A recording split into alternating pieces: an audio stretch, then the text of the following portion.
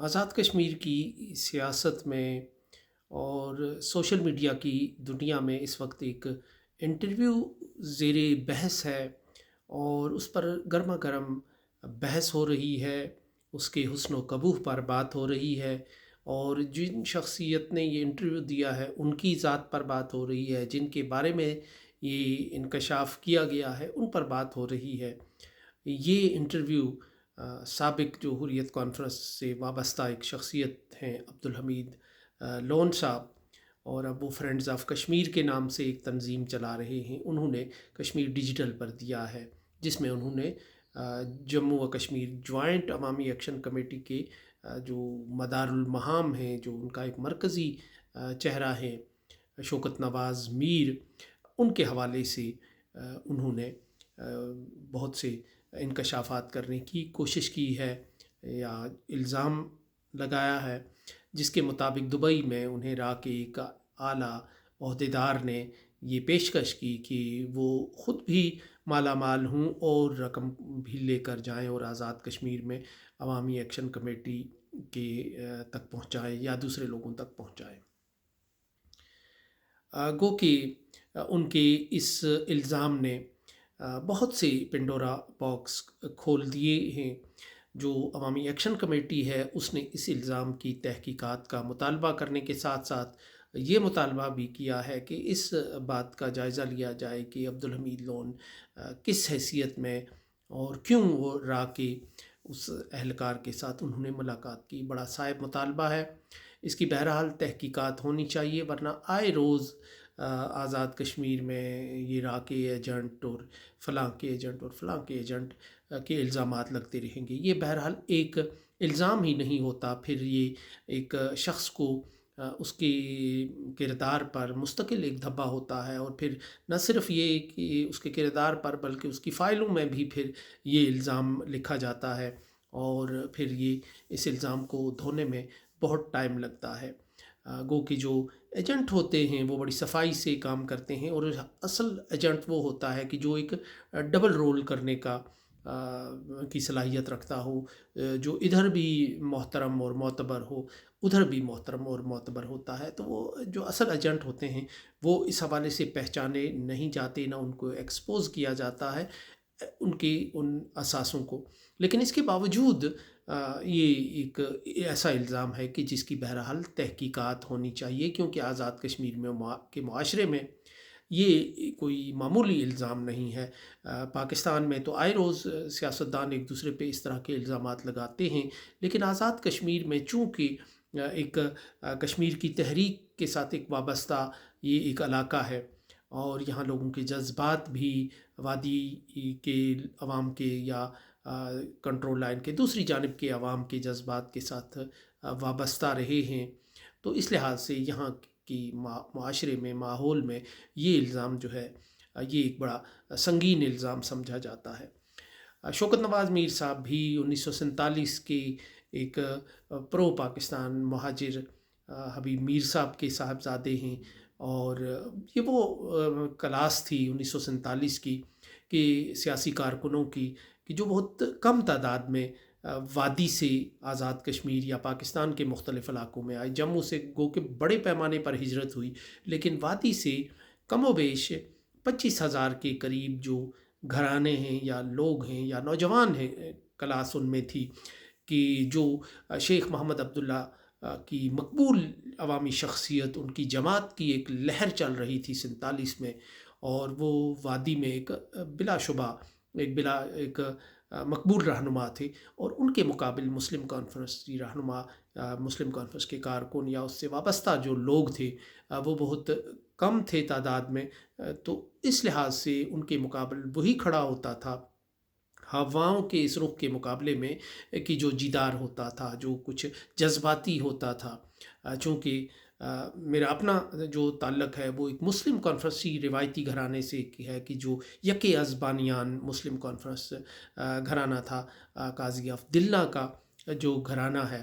तो वो पहली उस असम्बली राज्य सभा के पहले रुकन भी रहे। तो हमारी फैमिली के अंदर भी ऐसे जो नौजवान लड़के थे, मेरे वालिद 10वीं में थे, लेकिन चूँकि वो پرو پاکستان تھے، ایکٹیو تھے سوپور کی طلبہ سیاست کے اندر، تو وہ بھی یہاں آ گئے۔ تو یہاں جو لوگ آئے وہ سخت گیر قسم کے پاکستانی ذہن کے لوگ تھے، اور جو شیخ صاحب کی سیاست کو نہیں مانتے تھے، جو ان کے مقابل کھڑا ہوتے تھے۔ اور بعد میں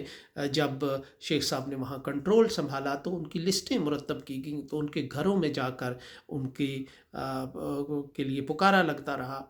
کہ وہ کہاں ہیں، ان کو طلب کیا جاتا ہے، یعنی ان کی طلبی کے لیے وہ جو ایک اس زمانے میں ایک وہ ڈھول بجا کر یا ٹین بجا کر وہ اعلان کیا جاتا تھا، چوکوں میں کھڑے ہو کے وہ فرمان پڑھا جاتا تھا، تو ان کو پیش زندہ یا مردہ پیش ہونے کا یا پیش کرنے کا ایک حکم دیا جاتا تھا۔ تو یہ وہ کلاس تھی۔ تو اس کی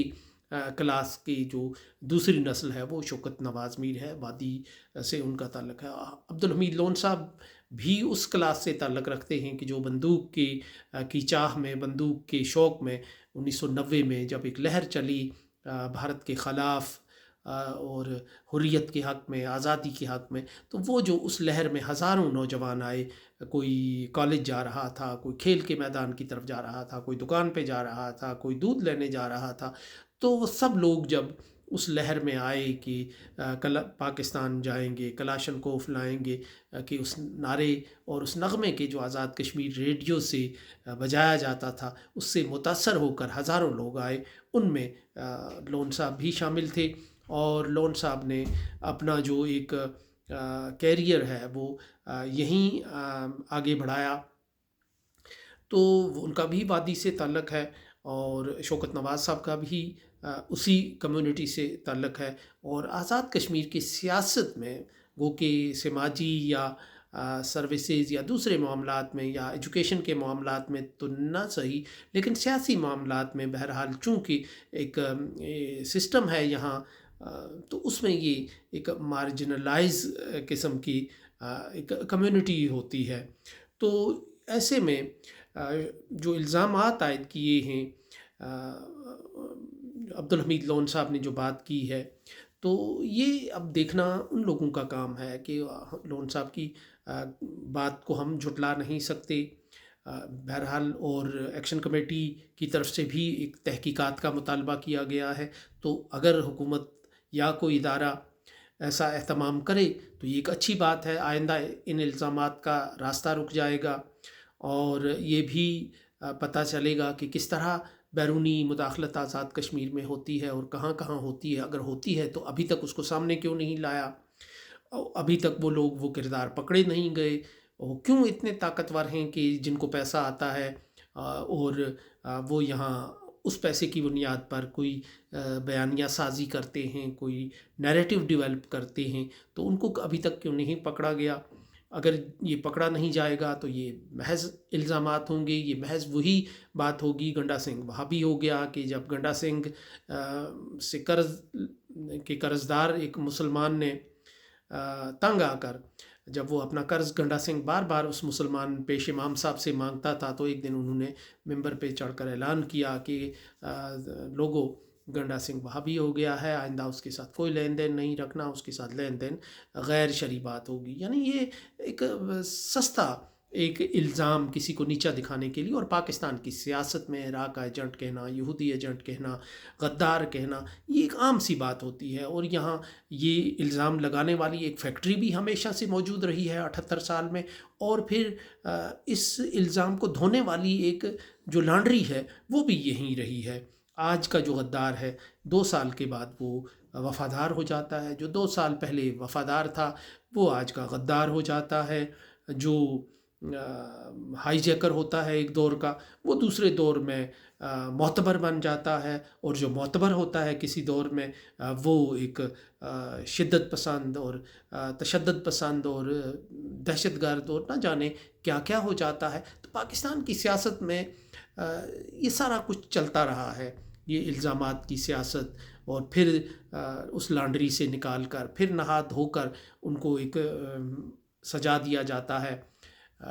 اس میں شو روم میں، شو کیس میں۔ تو یہ ایک ایسی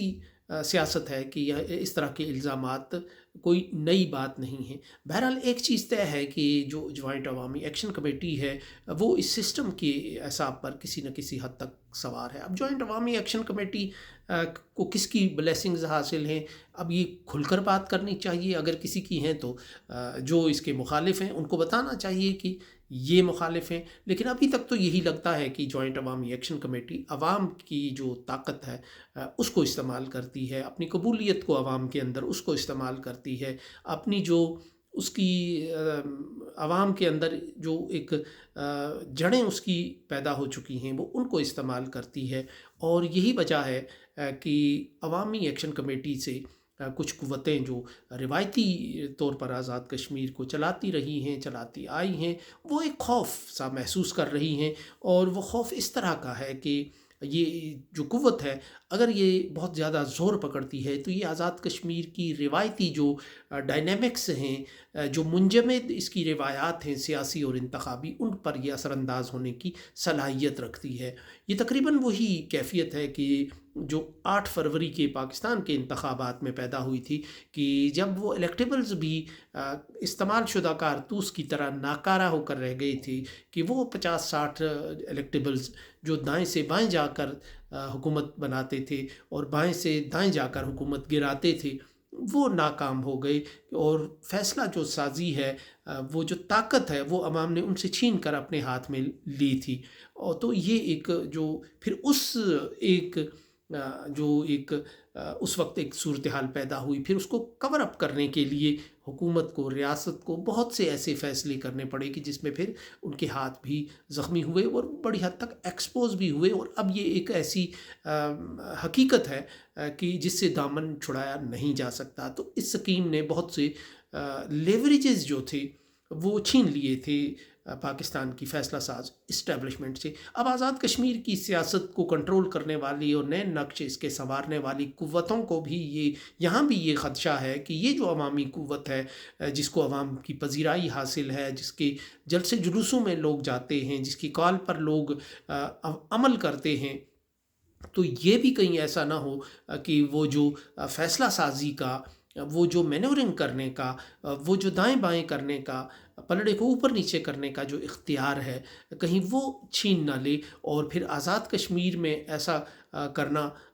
جو اس کو کور اپ کرنے کے لیے جو کچھ کرنا پڑے گا، وہ بہرحال بھارت اس کے پروپیگنڈے کے لیے پھر موجود ہوگا اور موجود ہوتا ہے، بھارت کا میڈیا پھر اس کو اچھالتا ہے، تو وہ ایک زیادہ پھر بدنامی کی بات ہوتی ہے۔ پاکستان کے انتخابات یا پاکستان کے معاملات سے زیادہ ان کی نظریں چونکہ آزاد کشمیر پر ہوتی ہیں، یہاں وہ اپنا ایک دعویٰ رکھتے ہیں اور یہاں وہ اپنی نظر رکھتے ہیں، یہاں کے بارے میں ان کے عزائم ہیں، ان کے منصوبے ہیں، تو آزاد کشمیر سے وہ خود کو الگ اور لا تعلق نہیں رکھتے اعلانیہ طور پر۔ تو یہ وہ ایک خوف ہے، تو اسی وجہ سے جوائنٹ عوامی ایکشن کمیٹی کی جو حرکات و سکنات ہیں اس پر نظر بھی رکھی جا رہی ہے۔ جو الیکشن قریب آ رہے ہیں ان پر ایک دباؤ بھی بڑھایا جا رہا ہے، اور اس میں شوکت نواز میر پر جو پیکا ایکٹ ہے اس کے تحت مقدمہ بھی قائم کیا گیا ہے، شاید ان پر اور مقدمات ہوں، شاید 200 مقدمات بھی ہو جائیں ان پر اور ان کے دوسرے ساتھیوں پر۔ اس میں ایک نیشنلسٹ جو عنصر تھا اس کو بڑی مہارت کے ساتھ الگ کر لیا گیا ہے۔ اب یہ لے دے کر، یعنی جو اس کو ایک وسیع اور لیجیٹیمیٹ پلیٹ فارم دیتی تھی، وہ اس میں نیشنلسٹ عنصر تھا، جموں و کشمیر لبریشن فرنٹ اور دوسری قوتوں کا، کہ جو اس میں ایک فعال کردار ادا کرتا تھا، اور یہ ایک محض تاجروں کی تنظیم سے بڑھ کر ایک سیاسی قوت کے طور پر نظر آتی تھی۔ لیکن پچھلے عرصے میں ان کے جو رہنما ہیں، کچھ ان سے وابستہ جو شخصیات ہیں جن میں خاتون رہنما بھی شامل ہیں، ان کی طرف سے جو الزامات ایکشن کمیٹی پر لگے، اور اب رفتہ رفتہ جو ایکشن کمیٹی کے پلیٹ فارم پہ اس کے جو ایک نیشنلسٹ جو لوگ تھے، جو جانے مانے چہرے تھے، جن میں سردار امان ایک بڑا مشہور چہرہ نظر آتا تھا ہمیں پنچ سے، وہ سارے اس سے رفتہ رفتہ تھوڑا سا فاصلہ پیدا کرتے ہوئے نظر آ رہے ہیں۔ تو یوں یہ جو جوائنٹ عوامی اور جوائنٹ کی جو ایک لاحقہ تھا یا سابقہ تھا، اس سے یعنی اس کو محروم کرنے کی ایک حکمت عملی کے تحت ایک کوشش کی گئی، اور اس کو محض ایک تاجر تنظیم کے طور پر دوبارہ اسٹیبلش کرنے کی ایک کوشش کی جا رہی ہے، یا مقصد ہے ایسا۔ اس کے لیے بیانیہ سازی بھی کی جائے گی، اس کے لیے الزامات بھی لگائے جائیں گے، اس کے لیے اس کو محدود کرنے کی کوششیں بھی ہوں گی سیاسی طور پر بھی۔ تو یہ لیکن بہرحال ان لوگوں کو یہ بات سوچنی چاہیے تھی کہ جنہوں نے ایک مقبول لہر کے مقابلے میں، ایک مقبول جو قوت ہے اس کے مقابلے میں کشمیر کاز سے وابستہ لوگوں کو اور اس کمیونٹی کو لا کر داؤ پر لگایا، اور یہاں تک کہ حریت کانفرنس کو بھی ڈس اون کرنا پڑا عبدالحمید لون صاحب کو۔ تو اسی طرح جو دوسری کمیونٹی کے لیڈرز ہیں انہوں نے بھی یہ واضح طور پر کہا کہ آزاد کشمیر کی داخلی سیاست سے وہ بالکل الگ ہے۔ پہلے ہی یہاں آزاد کشمیر کے جو لوگ ہیں وہ اب اتنی اویئرنیس نہیں رہی کنٹرول لائن کے دوسری جانب، تو شاید اپنے اپنے حال میں خوش رکھنے کے لیے، اپنے اپنے حال میں گم رکھنے کے لیے اب لوگوں کی ایک نئی پالیسی یہ بن گئی ہو کہ ادھر تم ادھر ہم، اپنے اپنے حال میں سارے مست رہیں، نہ مظفر آباد والوں کو سری نگر کی فکر رہے، نہ سری نگر والوں کو مظفر آباد کا خیال رہے، جو جس طرح جیتا ہے اس طرح جیتا رہے، اپنے اپنے حال میں مست اور مگن رہے۔ تو یہ ایک حکمت عملی ہے، ایک طے شدہ حکمت عملی ہمیں نظر آ رہی ہے کہ اس میں یہ ایک ذہن ہمیں نظر آ رہا ہے۔ تو ایسے ماحول میں جو ایک کشمیری کمیونٹی اور تحریک سے وابستہ ایک کمیونٹی کو بروئے کار لانے کی بجائے اور بہت سے کام کیے جا سکتے تھے۔ ایک اس سے شاید ایک تقسیم کا ایک جو عمل ہے شاید وہی اس کو آگے بڑھانا، اس کو تقویت دینا ہی یہاں مقصد معلوم ہوتا ہے۔ لیکن بہرحال اس چیز کو کی حوصلہ شک نہیں کرنی چاہیے۔ اگر کوئی الزام کہیں اس میں کوئی سچائی ہے، سنجیدگی ہے، ابھی تک تو پاکستان میں کوئی بھی سیاسی قوت، کوئی بھی عوامی قوت کوئی راہ کی ایجنٹ ثابت نہیں ہوئی، کسی کے راہ سے رابطے بھی ثابت نہیں ہوئے۔ غلام مصطفیٰ کھر کے بارے میں بہت پاکستان کا جو دائیں بازو کا میڈیا ہے وہ لکھا کرتا تھا کہ انہوں نے راہ کے سفیر سے ملاقات کی تو یہ کیا اور وہ کیا، لیکن بعد میں وہ وزیر پانی و بجلی انتہائی حساس قسم کی وزارت پر فائز ہوئے۔ تو یہ اس طرح اور بہت سے لوگ ہیں کہ ہم اپنی اس سارے صحافتی سفر میں ہم نے دیکھا ہے کہ وہ آج غدار ہوتے ہیں، وقت بدلتا ہے تو وہ وفادار ہو جاتے ہیں، اور جہاں غدار سازی کی فیکٹری یہاں کی ایک روایتی